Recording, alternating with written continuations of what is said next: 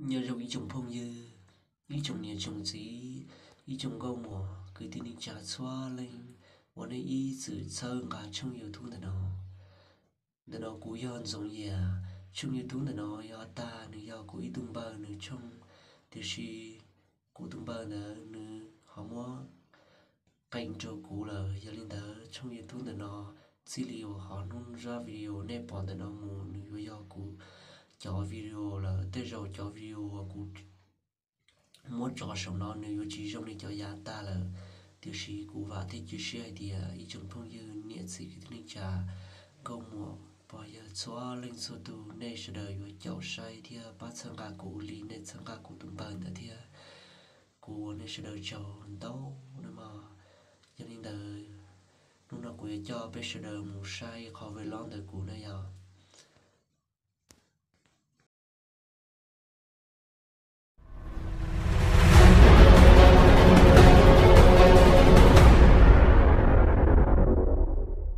nhớ rằng là cái tin á, xin cô ta tao tốt hơn nó, là chỉ tu tôi một tí, bọn nhà trẻ tốt hơn nó, bọn chó nó trẻ, tôi nhớ đau cân rồi đi, hôm nay trẻ tao tuần nhớ cá cân rồi đi nó, cái tí, sao nó nhớ đau cân rồi đi, sao nó, chỉ bọn chó nó, đau cân rồi đi, nó, muốn nó đau cân đau cân rồi đi, nó, bây giờ xong nó trẻ, làm món tôi nhớ là cá chỉ cái bọn chó nó, cái tôi nhớ là đau cân rồi đi nó, cái tí nó, đau cân rồi đi nó sai nó nhớ đau cân rồi đi, chỉ sai cho món nó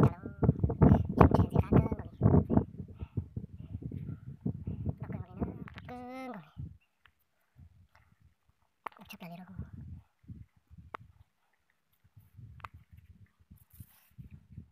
tao trong cái xứ giờ thì chỉ cho thì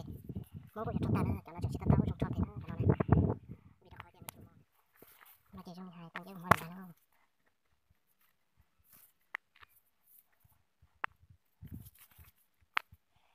vậy đâu cần rồi sao thì hôm nào thì tôi lọt trẻ nữa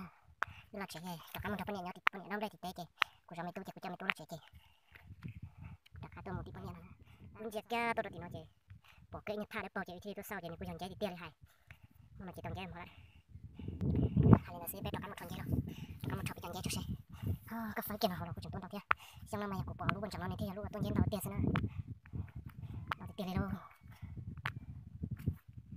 cho nó mà nó chịu cái này nữa nếu cút ta này nó là nó cái gì thằng chị của ta này nó là cho nên là cái hai mình đi xe này họ tầm tầm một đi cha nó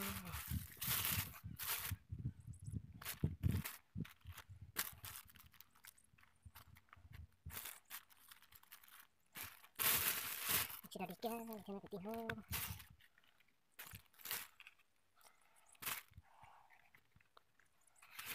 cho nó mà cái tuần đây là nó tôi chọn đây có cô nó cho nó ta chỉ mà chỉ muốn bỏ em lư ta là xưa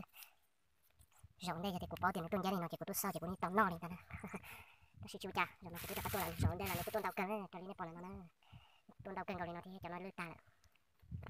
đây đó cái là một thằng dây cho thằng đi xe này tao không đâu nó dạng dây nào mà mới hay là mình có sushi cân rồi kia lúc này rộng rồi đi đã chứ này nó sushi xe dạ đã chỉ thấy trong này luôn dây nó luôn dây nào mà tàu sushi cân rồi kia cho xem nó mà chỉ đã đi này nó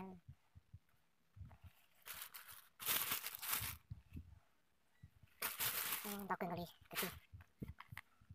đau cân rồi nó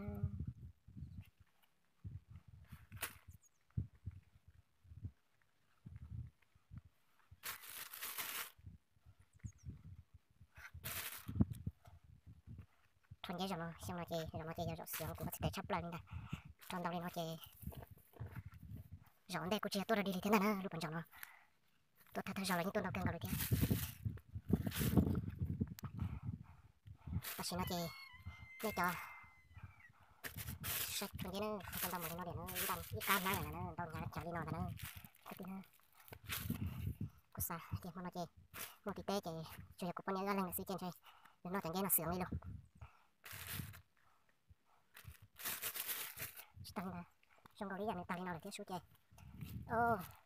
tất cả số nó chỉ mua hả ba giờ cơ tất cả số nó chỉ mua cơ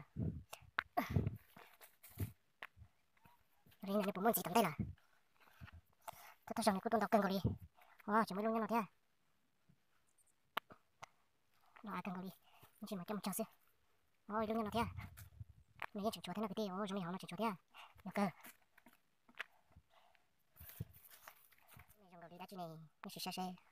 giả đã chi thế trong này luôn dây nó luôn dây nó mà tàu su xe cần gọi đi theo cho mình lo mà chỉ đã đi rồi nó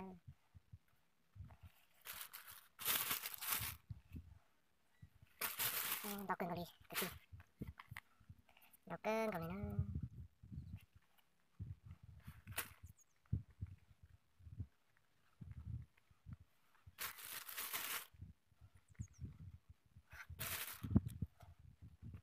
thuần giấy rồi xong rồi chị rồi sướng cũng sẽ chấp lại sa thì mà nó chị một tí tê chị chơi của con nhớ lên là suy trên chơi nó thuần giấy nó sướng đi luôn